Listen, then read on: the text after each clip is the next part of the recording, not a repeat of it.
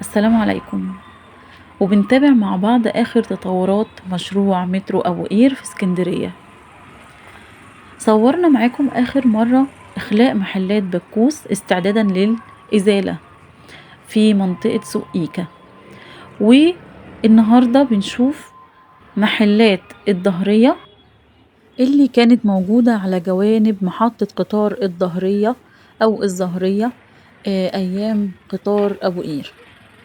طبعا هي دلوقتي علشان مشروع المترو طبعًا وجاي إخبارية من زمان إن هيتم الإزالة، بنشوف إن خلاص كل المحلات تم الإخلاء وفي انتظار الإزالة اللي كانوا قايلين إنها يوم الأحد، والنهارده الأحد 11/5 ولكن لم يتم الإزالة لحد دلوقتي.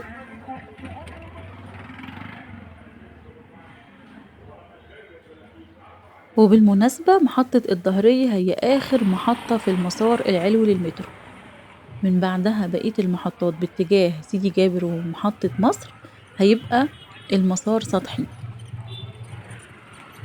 علشان كده بنشوف إن ما فيش أعمال من بعد الضهرية، ما فيش بقى خوازيق ولا أعمدة ولا أي حاجة، هو هيبقى سطحي، هيبقى القضبان على الأرض.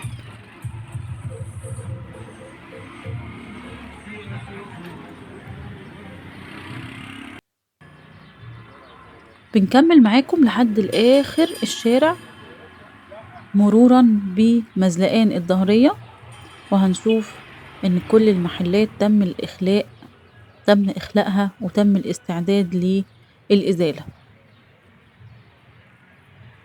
لكن سبب التأخير مش عارفين، ممكن يكون بُكرة مثلًا نلاقيهم خلاص أحضروا المعدات وبيبدأوا في الهدم.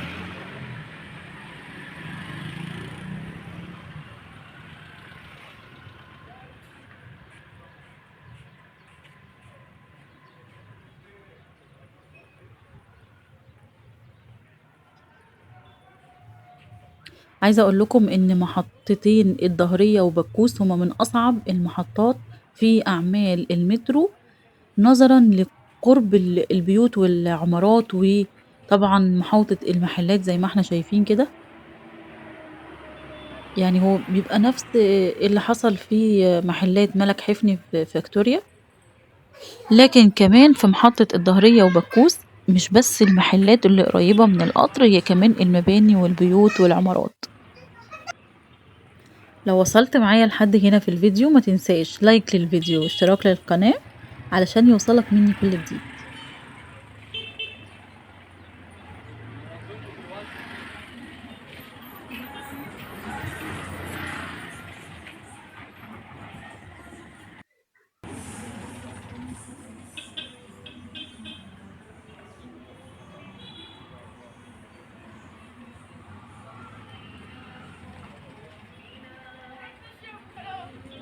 وبكده أكون نقلت لكم آخر صورة في محطة الضهرية في أعمال مترو أبو قير. أتمنى أكون فدتكم.